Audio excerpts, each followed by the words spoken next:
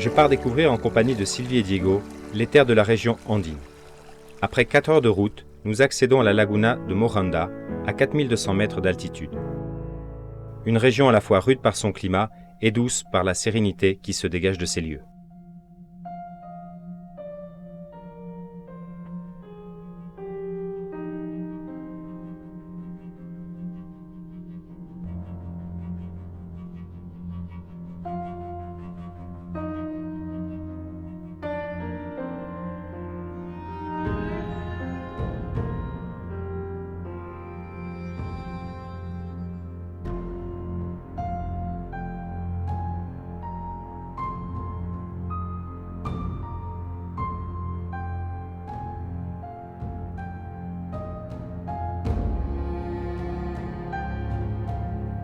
De là, nous nous dirigeons à Cotacachi, à environ 25 km d'Otavalo, qui est situé à 2420 mètres d'altitude, où Sheila et Rosando nous accueilleront dans leur hacienda de plus de 2 siècles.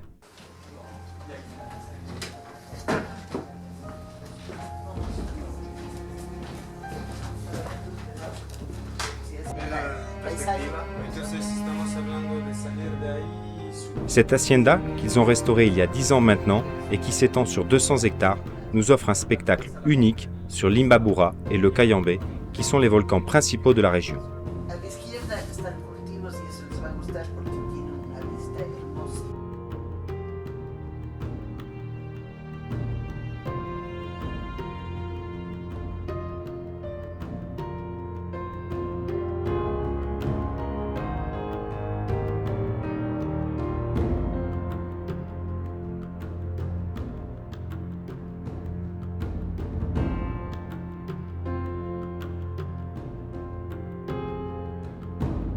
Depuis maintenant 8 ans, Sheila et son mari travaillent la terre pour produire les fruits et légumes biologiques pour leurs clients qui séjournent dans cette hacienda unique en son genre.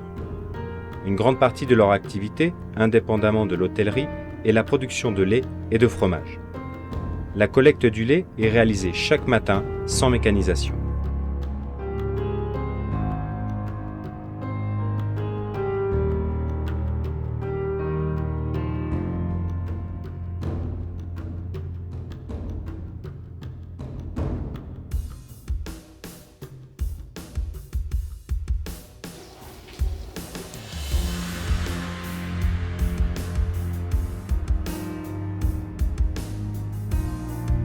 Rosando, maître des lieux et grand historien équatorien, nous invite à visiter un site que peu de personnes de l'extérieur connaissent à ce jour.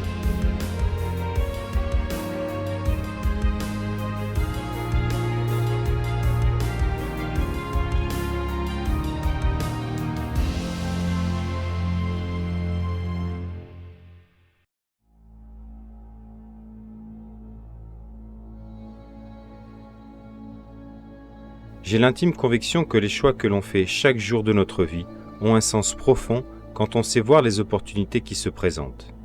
Il y a peu, mes choix et mes décisions du moment m'ont permis de rencontrer ce personnage unique et réellement investi qui est Diego Baca.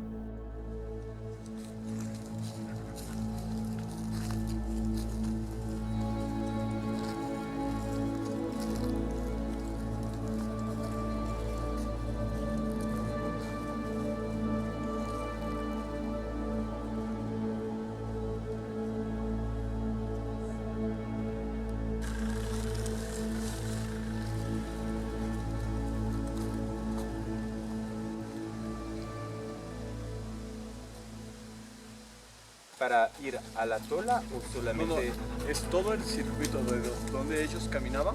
Supongamos, si estamos hablando de la costa hacia acá, manejaban en los lugares más peligrosos donde habían hábitat de animales, ¿Ya? hacían los huecos para que su olor no salga. O sea, en ciertos lugares vas a encontrar menos cantidad, pero en otros sí vas a encontrar de 2 metros. Ya.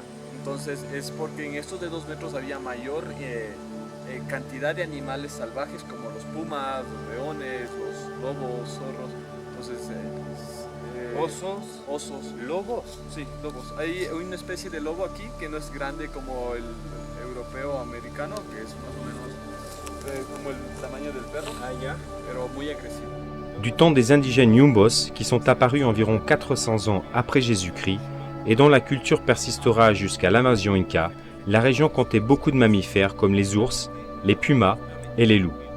Les Yumbos créèrent un système de chemins enterrés, ce qui leur permettait de circuler en toute sécurité et de plus de pratiquer les échanges commerciaux du nord au sud de l'équateur. Si hubiese algo entre una pelea entre un sector y otro y necesitaban ayuda, era la manera más rápida de comunicar, salir corriendo y avisarse, pero era más en la parte comercial. En tant que communauté, les Yumbos utilisaient ce type de chemin pour transmettre les messages d'un village à l'autre. Cela leur permettait d'être informés rapidement d'un éventuel danger ou conflit dans les communautés bordant ce couloir. En compagnie des deux Diego, qui souhaitent me faire découvrir une tola sur ces terres ancestrales d'Équateur,